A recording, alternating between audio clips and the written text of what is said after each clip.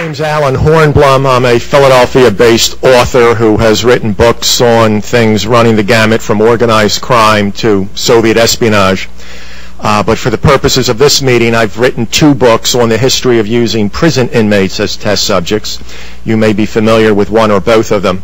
I'm working with a couple colleagues now on the history of using institutionalized children as test subjects for research, and I can assure you some of the material I'm finding is quite astounding, including the fact that Nobel Prize winners went to institutions for the feeble-minded to use them as test subjects. And in interviewing people over the years, not just test subjects, which I do on a regular basis, but also the doctors who initiated these experiments, these clinical trials. I'm talking about people like Konstantin Melektos and Albert Kligman and Hilary Kroprowski, Chester Southam, some of the top researchers of the 20th century. Most of them are famous and some are infamous.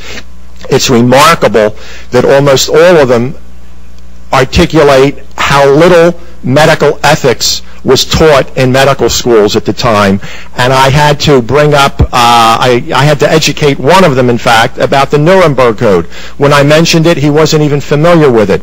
These problems with regard to medical ethics are still there. I periodically give talks at universities and med schools, and it's stunning to me that when I go into a bookstore at the university and go in, maybe I'll see one of my books there. Of course, I'm a little bit disturbed when they don't, but I also don't see anything by Harriet Washington or by James Jones, Bad Blood, or by Jonathan Moreno's book.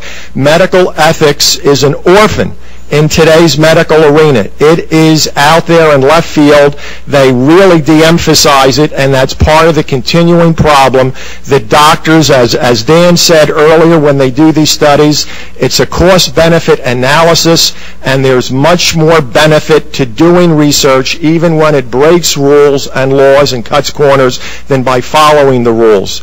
And that's why I believe the Commission has to make a very strong condemnation of Dr. Cutler and the institutions and doctors that he worked with, not just with regard to Tuskegee and Guatemala, but there are so many other incidents and events out there. As Susan said, we will continue to discover these. There will be another commission like yours in 10 years going over what you didn't look at or what you didn't do. So I would encourage you to be as aggressive as possible, not just describe what happened, but really condemn those who broke the law, because there's doctors making decisions right now